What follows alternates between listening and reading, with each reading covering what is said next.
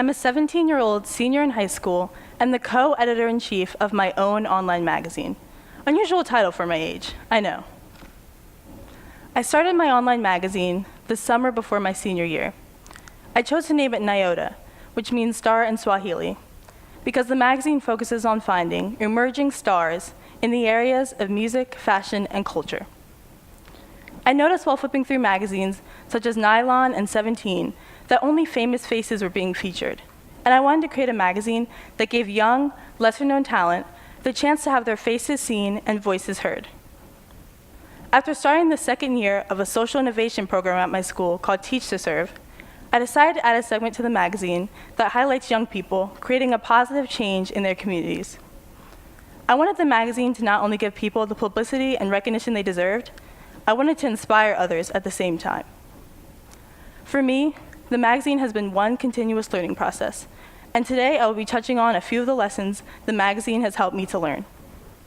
The first lesson, getting past the why, came about one day when I was in the car with my mom. We were discussing the magazine and my TEDx talk, and she asked me one simple question: why did you start the magazine? I answered pretty quickly and matter-of-factly that I started the magazine to have cool photo shoots. My mom pointed out that I didn't need a magazine to do that. I could get friends together anytime and take all the pictures I wanted. For a second, that made me think that my response was a bit stupid and maybe I had to find a new one. But in my mind, my love for photography is what drove me the most.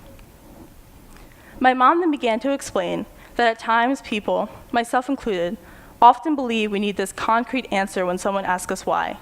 We feel we need to go into depth or come up with all these impressive reasons to answer the question, instead of just answering with the honest truth, which made me realize that getting past the why may just be the most important lesson of all. If my mother had asked me the question of why did I start the magazine at the very beginning of the process, I may have questioned starting it altogether, because I would have focused more on the why instead of the possibilities. The question why can truly limit our creativity, stop us from pursuing dreams, and make us question our passions and ideas. But if we learn to get past the why, we won't have these limits. We can start businesses or projects without giving ourselves boundaries, and start sharing ideas that may have seemed unrealistic to us in the past, but are now perfectly ideal to us. Once we get past the why, we can begin to ask ourselves, why not? And truly push past any limitations others have tried to set for us, and any limitations we have set for ourselves. Once I got past the why, I could start to focus on the next steps for my magazine, and I continued to learn from my mistakes. Because if we're going to be honest, our mistakes are our best teachers. My second lesson is follow your passions. Throughout my life, my parents have always taught me to do what I love and love what I do. And for most of my life, I have tried to live by that. But I didn't truly realize how important following your passions is until it came to the magazine. Because the magazine is something I'm passionate about.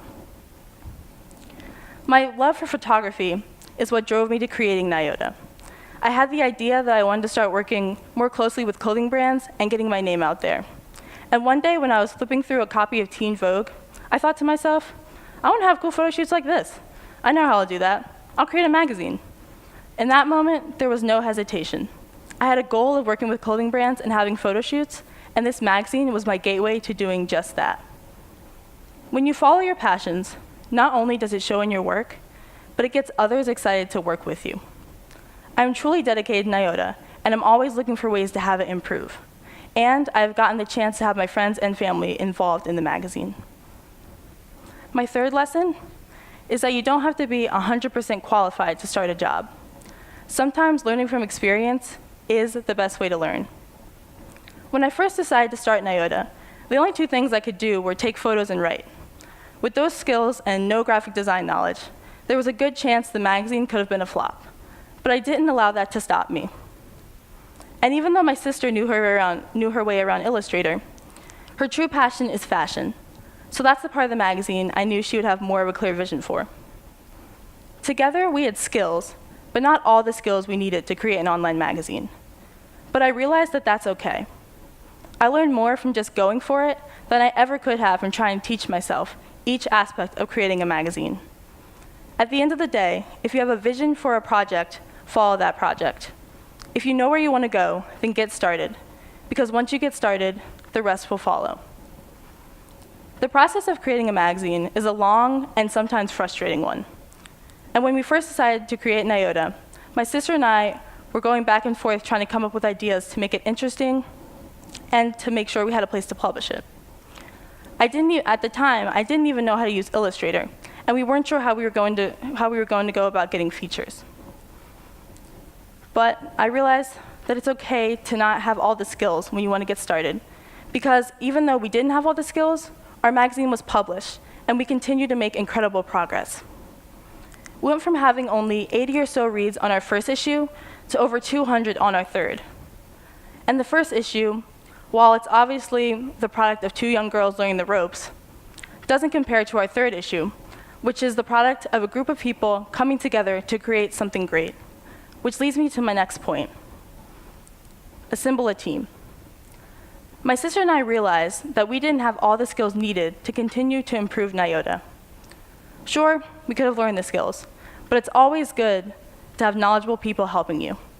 So we decided to add people with particular skill sets to the team so that each issue will come out looking exactly how we envisioned it.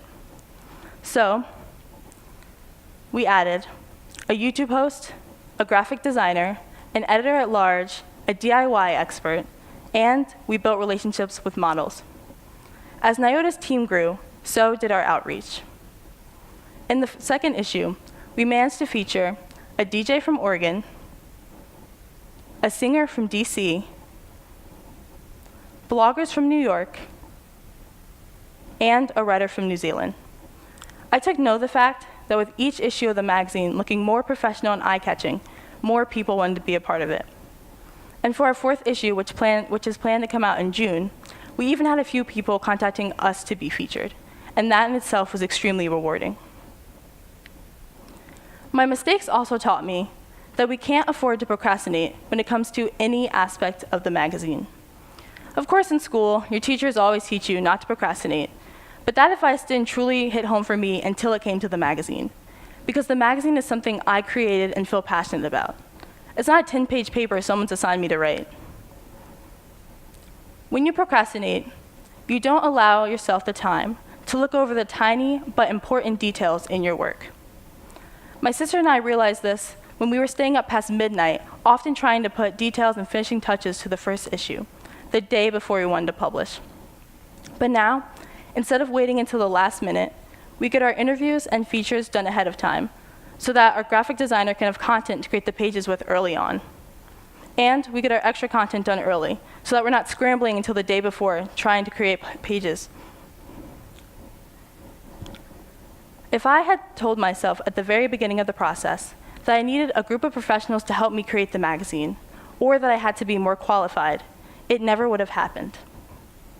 Many of us have untapped talents that we have yet to discover because we haven't given ourselves the time to explore them, or we allow our realities to limit us. But if we stop putting limitations on ourselves, stop believing we're unqualified to do certain jobs, and follow the passions that drive us, we all have the ability to create great ideas and great change. We all need to learn how to get past the why, and instead begin to ask ourselves, why not? Thank you.